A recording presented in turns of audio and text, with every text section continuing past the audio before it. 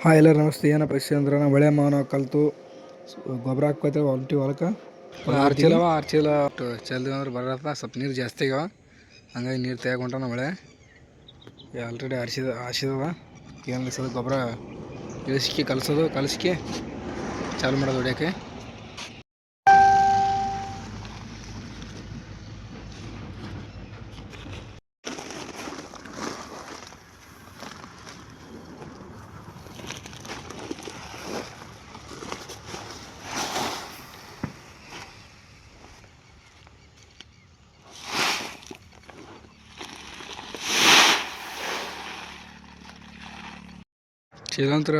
ಚೀಲ ತುಂಬಿ ಅಲ್ಲಿ ಹೋಗಿದೀವಿ. ಈಗ ಒಂದು 3 ಚೀಲ, ಒಂದು 6 ಚೀಲದಾಗ ಇರೋದು 2 ಎಕರೆ ಅದ.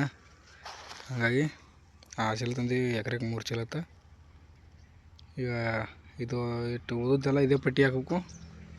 ಮತ್ತು ಇದೊಂದು ಚೀಲ ಅಲ್ಲಿ ಮುಂದೆ ಇಡ್ಬೇಕು. ಈಗ ಇಲ್ಲೊಂದು ಅಲ್ಲೆರಡು ಆ ಕಡೆ ಒಂದು ಹಿಂಗೆ ಇಟ್ಟಿವಿ ಅಂದ್ರೆ ನಮಗೆ ಇಲ್ಲಿ ಆಯ್ಕಲಕ್ಕೆ ಬರತ್ತಂತ. ನೀರು ಸ್ವಲ್ಪ ಜಾಸ್ತಿ ಅವ, ಹಂಗೆ ಖಾಲಿ ಆಗ್ಲತ್ತವ. ಒಂದು 5 ನಿಮಿಷ, ಒಂದು 10 ನಿಮಿಷ ನಂತರ ಮತ್ತೆ ಖಾಲಿ ಆಗ್ತದೆ ನೋಡೋಣ.